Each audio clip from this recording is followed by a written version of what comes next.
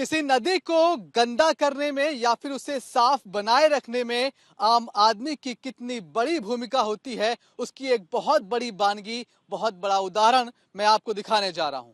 मैं मौजूद हूं इस वक्त दिल्ली में यमुना नदी के बीचों बीच। ये कालिंदी कुंज है और बीचों बीच मैं इस तरह बोल पा रहा हूं क्योंकि मैं इस वक्त कालिंदी कुंज के उस हिस्से में खड़ा हूं जहां पर नदी में पानी का फ्लो बैराज के उस तरफ से रोक दिया गया है और फिलहाल यहाँ का पानी लगभग खत्म सा हो गया है। लेकिन जब ये पानी यहाँ से उतरा है तो क्या हाल इस नदी का हमने कर दिया है, वो तस्वीर आपको दिखा रहे हैं। क्या हाल यमुना नदी का आम आदमी ने, दिल्ली वालों ने कर दिया है, वो तस्वीर आपको हम दिखा रहे हैं।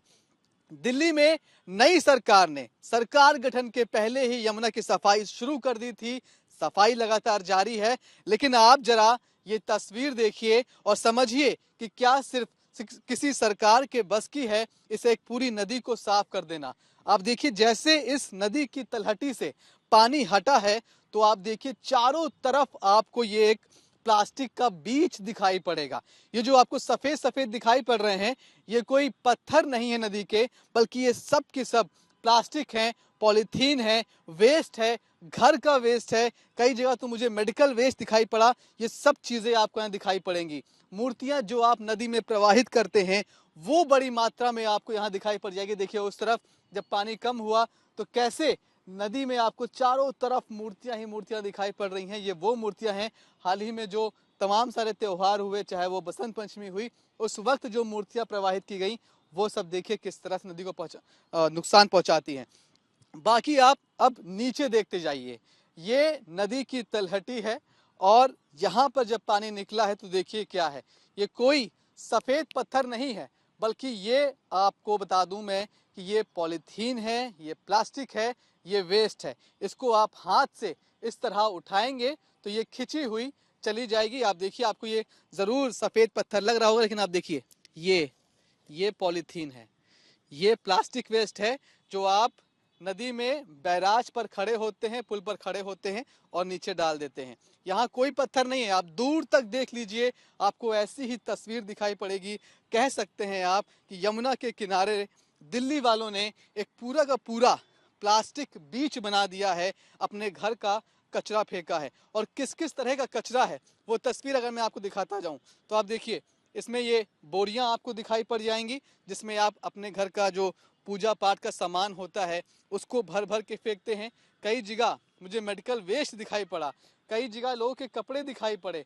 और तो और हमें यहाँ पर जब हम घूम रहे थे, देखिए एक ये एटीएम कार्ड भी दिखाई पड़ा है। मतलब आपके घर का वेस्ट, आपके मंदिर का वेस्ट, जो कुछ भी आपको मिलता है, वेस्ट लगता है, वो सब कुछ आप नदी में फेंक देते हैं। यहाँ तक कि आपकी जेब का वेस्ट भी, शायद कभी ये किसी के एटीएम कार्ड किसी के काम का नहीं रहा होगा तो उन्होंने उसको भी जेब से निकाला और नदी में फेंक दिया। तो हाल ये है कि दूर तक आपको ये प्लास्टिक वेस्ट दिखाई पड़ जाएगा। और ये वो हिस्सा है जिस पर जब नदी में पानी चल रहा होता है तो नदी का पानी इसके ऊपर बहता है। आप सोचिए, उस पानी को मिट्टी नहीं मिल रही है, तलहटी नहीं मिल रही है, ऐसे में उस पानी का हाल क्या होता होगा और ये वेस्ट पानी को कितना नुकसान पहुंचाता होगा। हम आज यही कह रहे हैं कि यमुना नदी को अगर साफ करना है तो ये काम सिर्फ किसी एक सरकार का नहीं है, बल्कि दिल्ली वालों को भी अपनी पूरी भागीदारी इस मुहिम में लगानी पड़ेगी। तभी आप यहाँ पर जाकर छठ मना पाएंगे, तभी आप यहाँ पर कोई रिवर फ्रंट बना पाएंगे। और फाइन हालांकि फाइन कोई सोल्यूशन नहीं है। अगर आप नदी में वेस्ट फेंकते हैं तो आप पर फाइन लगता है, वो फाइन भी अच्छा खासा काटा गया है, लेकिन उसकी रिकवरी कितनी हुई है ये एक बहुत बड़ा सवाल है। जगह जगह आपको मूर्तियां मिल जाएंगी। जब हम इस पर चल रहे हैं तो कई बार कुछ मूर्तियां हमारे पैरों से टकरा रही हैं। मुझे ये देखकर शर्म आ रही है, मेरी आस्था को ठेस पहुंच रही है कि मैं अपनी किसी मूर्ति को अपने पैरों से वो टक्कर लग जा रही है। लेकिन ये सब कुछ दिल्ली वालों ने किया है, आम आदमी ने किया है। तो ठीक है, यहाँ से हम यही कह रहे हैं कि अब तक जो किया उस पर पानी डालिए, माफी मांगिए और ये तय करिए कि आप भी सरकार के साथ हाथ से हाथ मिलाकर इस नदी को साफ करने में अपनी पूरी भूमिका निभाएंगे और अब नदी में कोई भी प्लास्टिक वेस्ट या किसी भी तरह का वेस्ट नहीं फेंकेंगे। कैमरामैन शैलेंद्र के साथ मनीष चौरसिया, न्यूज़ टुडे, दिल्ली। मेरे साथ सचिन गुप्ता हैं, एनवायरमेंटलिस्ट हैं और वाइसेस फाउंडेशन नाम की संस्था चलाते हैं, जो कि दिल्ली में यमुना की सफाई में लगातार लगी हुई है। 1000 से ज्यादा वॉलेंटियर्स इनके साथ हैं। सचिन, आज जब यहाँ का पानी हटा है तो हमको दिखाई पड़ रहा है कि क्या कुछ किया है, कितना वेस्ट हमने डाल दिया है। इस मैन मेड प्लास्टिक बीच को देखकर क्या कहेंगे आप? तो बहुत ज़्यादा दुख होता है, क्योंकि सरकारें तो लोग एक दूसरे के ऊपर आरोप प्रत्यारोप तो लगाते हैं, मगर जो अपनी जिम्मेवारी है उससे बचते हैं।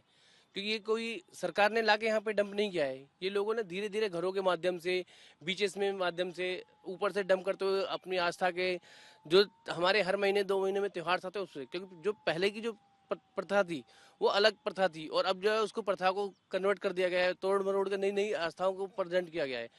हमारे किसी भी ऋषि मुनियों के समय पे इस तरह की प्लास्टिक और ये चीजें नहीं हुआ करती थी।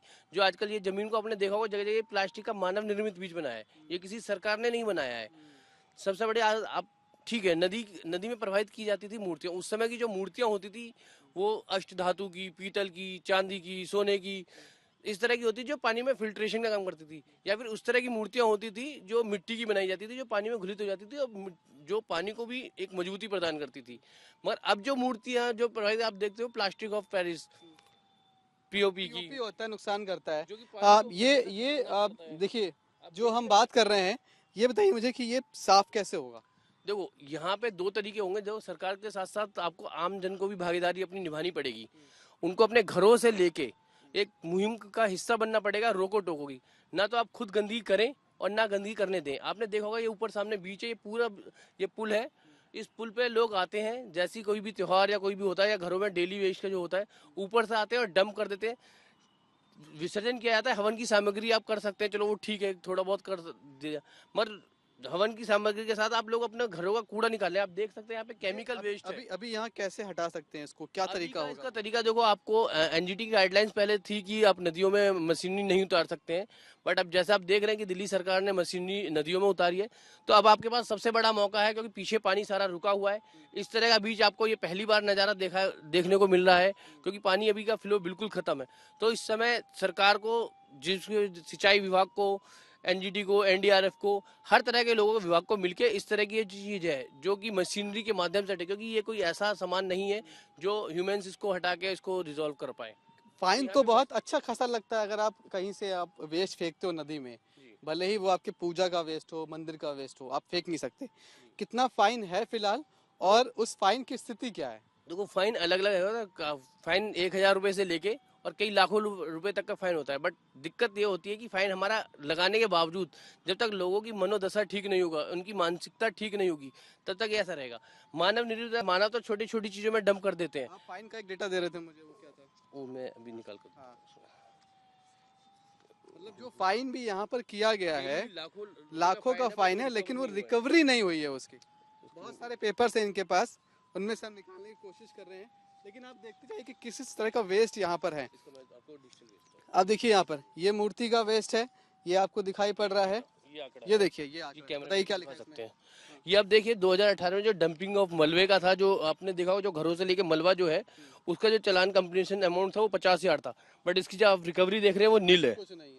उसके बाद धीरे धीरे जो 2023 की जो लास्ट जो आंकड़ा है, उसमें 400 नंबर ऑफ चालान जो हुए, 463 चालान हुए हैं, जिसमें 54 लाख रुपए की पेनल्टी लगी, 54,65,000 की, जिसका भी आंकड़ा नील है अभी तक। आप सोच लीजिए, देखिए। और अभी दिखा भी सकते ये देखिए आप, 2023 का ये डेटा है, जहां पर एक साल में 2023 में सिर्फ 54 लाख रुपए का फाइन लगाया गया है। हैं। और जिसकी चार रिकवरी सौ नील है। तिरसठ चालान काटे गए हैं, 54,65,000 का फाइन है, और रिकवरी निल।